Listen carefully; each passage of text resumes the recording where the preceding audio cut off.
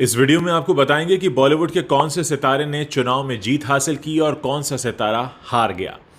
इस बार 15 सेलिब्रिटीज लोकसभा चुनाव में उतरे थे, जिनमें से 11 सेलिब्रिटीज ने जीत हासिल की है। जीतने वालों में कंगना रनौत, हेमा मालिनी, शत्रुघ्न सिन्हा, रवि किशन, मनोज तिवारी ये सारे शामिल हैं, जबकि भोजपुरी स्टार पवन सिंह और निरहुआ बुरी तरह हार गए हैं।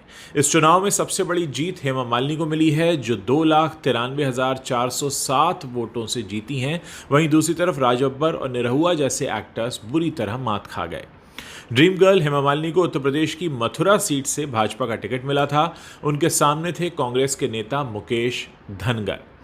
हिमाचल प्रदेश के मंडी से भाजपा का टिकट हासिल करने वाली कंगना रनौत ने कांग्रेस नेता विक्रमादित्य सिंह को हराया। टीएमसी की तरफ से पश्चिम बंगाल की आसनसोल सीट पर शत्रुघ्न सिन्हा ने भाजपा के नेता एसएस अहलुवालिया को 59,564 वोट से हराया है।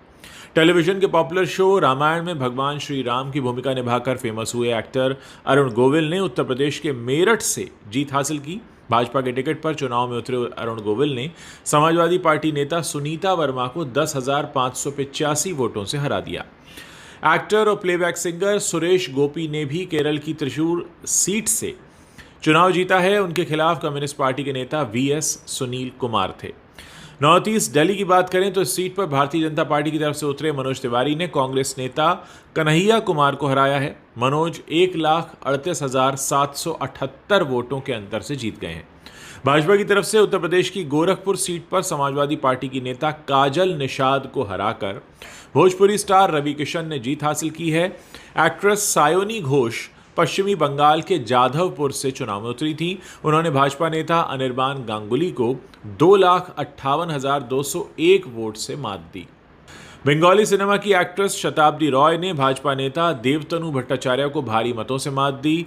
एक्ट्रेस ने तृणमूल कांग्रेस के टिकट पर पश्चिम बंगाल की बीरभूमि से चुनाव लड़ा था। बांग्ला एक्ट्रेस रचना बैनर्जी ने पश्चिम बंगाल की हुगली सीट जीती है। वो तृणमूल कांग्रेस की तरफ से चुनाव में उतरी थी। उनके सामने थी लॉकेट चैटर्जी। बंगाली सिनेमा में देव नाम से पहचाने जाने वाले एक्टर अधिकारी दीपक ने भी पश्चिम बंगाल की घटाल सीट जीत ली है। तृणमूल कांग्रेस की तरफ से चुनाव में उतरे एक्टर के सामने भाजपा नेता हिरण्मय चट्टोपाध्याय थे। सीनियर एक्टर राज बब्बर हरियाणा के गुरुग्राम से चुनाव में उतरे थे। उनके सामने भाजपा नेता राव इंदरजीत सिंह खड़े हुए थे और राव इंदरजीत सिंह ने राज बब्बर को 75,000 वोटों से मात दी है। भोजपुरी स्टार पवन सिंह बिहार की काराकाट सीट से 99,256 वोटों से चुनाव हार गए हैं। वो काराकाट से निर्दलीय मैदान में उतरे थे। इस सीट पर कम्युनिस्ट पार्टी के नेता राजा राम सिंह को जीत हासिल हुई और भारतीय जनता पार्टी की तरफ से चुनाव में उतरे दिनेश लाल यादव निरहुआ भी 1,61,035 वोटों से हार गए हैं। उनके सामने सपा नेता धर्मेंद्र यादव खड़े हुए थे। दोस्तों, इस बार हमने देखा कि पॉलिटिकल पार्टीज़ ने हमेशा की तरह बड़े चेहरों का इस्तेमाल किया लोगों को अपनी तरफ अट्रैक्ट करने के लिए। हेमा मालिनी के बारे में कहा जा रहा था कि वो चुनाव नहीं लड़ेंगी, 75 के करीब होती जा रही हैं। कहा यह भी गया था कि वो ईशा देओल को तैयार कर रही हैं। फिर ये कहा गया कि शायद कंगना रनौत को वो सीट मिलेगी, लेकिन उन्हें ही वो सीट मिली और बहुत शानदार जीत उन्होंने दर्ज की है। हेमा मालिनी की फैमिली से ही आने वाले सनी देओल, जो कि पिछली बार सांसद बने थे गुरदासपुर सीट से, बाद में उन्हें अपनी गलती का एहसास हुआ कि वो पॉलिटिक्स के लिए नहीं बने हैं, क्योंकि ना तो वो गुरदासपुर गए, ना उन्होंने वहाँ के लोगों का दर्द जाना और एक बहुत ही ख़राब एग्जाम्पल पेश किया और इस वजह से काफ़ी थू भी हुई सनी देओल की।